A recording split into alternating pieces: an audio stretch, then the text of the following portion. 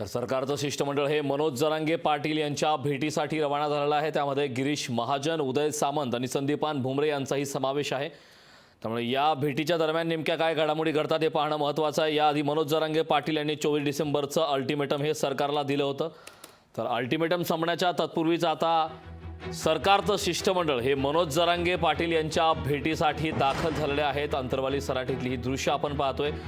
त्यामुळे यावरती नेमक्या पुढे काय घडामोडी घडतात, मनोज जरांगे पाटील यांची समजूत काढण्याचा प्रयत्न सध्या या शिष्टमंडळाच्या वतीनं सुरू आहे। मात्र मनोज जरांगे पाटील हे अद्याप अल्टिमेटमवर आपल्या ठाम आहेत अशा प्रकारची माहिती मिळते।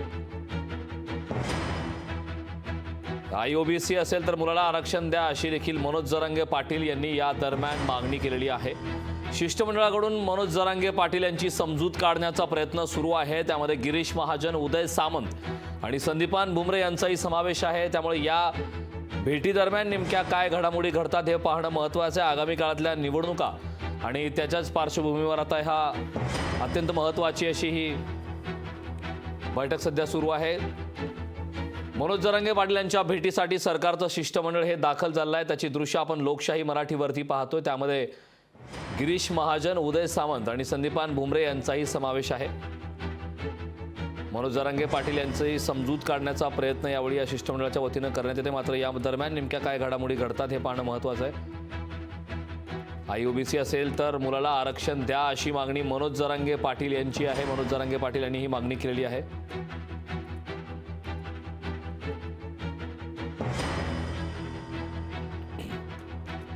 सरकारचं शिष्टमंडळ हे मनोज जरांगे पाटील यांच्या भेटीसाठी दाखल झालं आहे। उदय सामंत, गिरीश महाजन, संदीपान भुमरे हे जरांगेंच्या भेटीला दाखल झालेले आहेत। अंतरवाली सराटीतली ही दृश्य आहेत।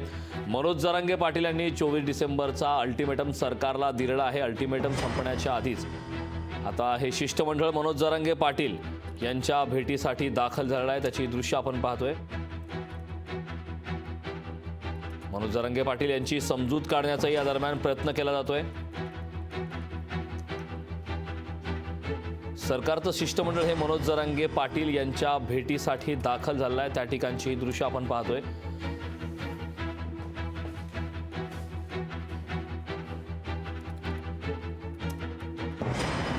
मराठा आरक्षणाच्या मुद्द्यावर सध्या राज्यातलं वातावरण तापलंय। मनोज जरांगे पाटील यांनी वारंवार आक्रमक भूमिका घेतली आहे। राज्यभर ते दौरे करतायत आणि त्यानंतर आता त्यांनी एक सरकारला अल्टिमेटम दिलेला होता। 24 डिसेंबरचा अल्टिमेटम, तो अल्टिमेटम आता संपण्याच्या अगदी जवळ आहे आणि त्याच आधी त्यापूर्वीच आता सरकारच्या वतीनं सरकारचं शिष्टमंडळ हे मनोज जरांगे पाटील यांच्या भेटीसाठी अंतरवाली सराठी येथे दाखल झालं आहे।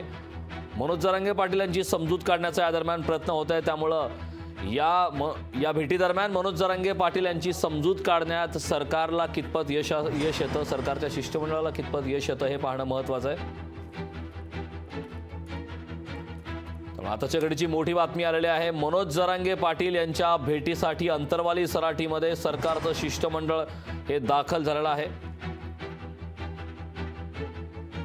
याआधी सरकारचं शिष्टमंडळ यांनी मनोज जरांगे पाटील यांची भेट घेतली होती। मात्र त्यावेळी मनोज जरांगे पाटील यांनी एक अल्टिमेटम दिला होता। त्यानंतर पुन्हा एकदा आता अल्टिमेटम 24 डिसेंबर आहे ते अगदी जवळ आले। अल्टिमेटम संपण्याच्या पूर्वीच आता पुन्हा एकदा सरकारचं शिष्टमंडळ हे मनोज जरांगे पाटील यांच्या भेटीसाठी दाखल झालेला आहे। सरसकट कुणबी प्रमाणपत्र देण्याची मनोज जरांगे पाटील यांची आधीपासूनच भूमिका होती। मात्र त्याबाबतही सरकारने वेगळी भूमिका घेतली। आता सरकारचं शिष्टमंडळ हे अंतरवाली सराटीमध्ये दाखल झालं आहे। या दरम्यान नेमक्या काय घडामोडी घडतात हे पाहणं महत्त्वाचं आहे। सरकारच्या शिष्टमंडळाच्या वतीने मनोज जरांगे पाटील यांची समजूत काढण्याचा प्रयत्न केला जातोय।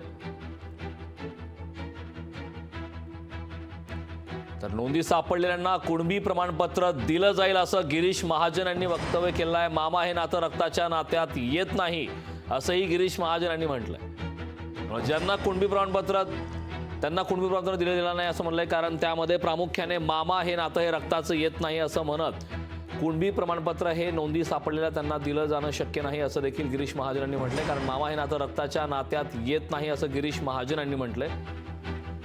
त्यामुळे त्यांना कुणबी प्रमाणपत्र दिलं जाणार नाही असं गिरीश महाजन यांनी म्हटलंय।